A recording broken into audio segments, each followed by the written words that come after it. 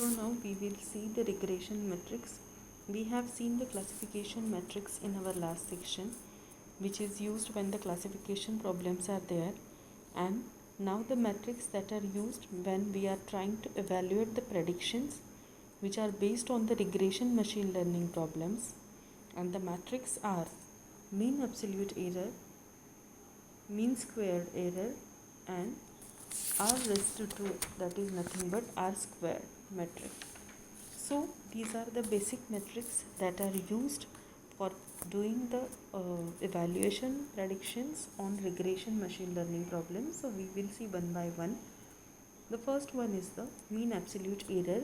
So the mean absolute error is also called as MAE. It is nothing but the sum of absolute differences between the predictions and the actual values. Means whatever predictions we have done and what we are really getting, the sum of these is nothing but mean absolute error. So it gives an idea of how wrong the predictions were.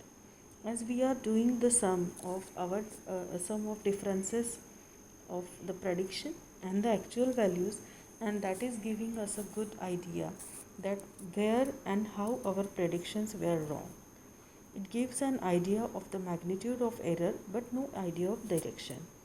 Means we are getting the idea that what is the prediction we are getting wrong, but we are not getting any particular direction to correct it. So that is nothing but mean absolute error. Where we are finding the difference between the prediction and the actual value. Then the second one metric is the mean squared error.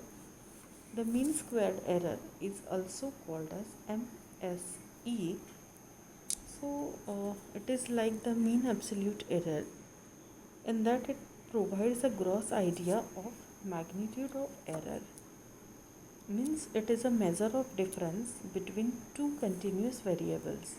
So suppose, means for example, we are having x and y as variables, and we are having the comparison as predicted versus observed, and that is giving us the technique of measurement where we are taking the square root of the mean squared error and then we are converting them back to the original units of the error.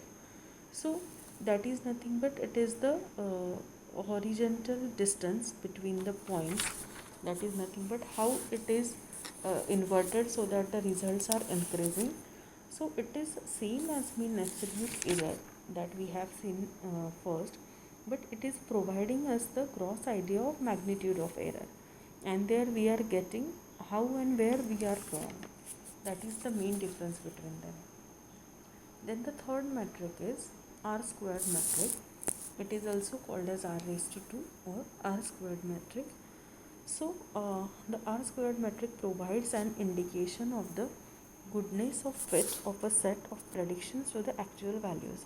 Means whatever predictions we have done and what the actual values we are getting.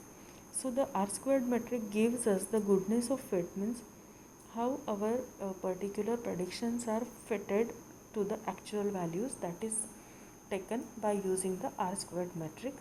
So in general it is also called as coefficient of determination, because we are directly getting the fitness goodness where whatever predictions we have done, how they are well fitted, that we are trying to find out. Actually the values are in between 0 and 1. So if it is not particularly fitted, then it is 0, and if it is perfectly fit, then it is called as 1. So that is nothing but all about the regression metrics that are used. So the regression metrics are basically used for evaluating the predictions on regression machine learning problems, and the metrics are the mean absolute error, where we are finding the sum of absolute difference between predictions and actual values. Mean squared error, where we are trying to find out the idea of magnitude of error, and r squared error, where we are trying to find out the goodness of fit by perfect fit and zero fit. So this is all about the regression metrics. Now in our next section we will see the statistical learning theory and the various categories of the statistical learning theory. Thank you.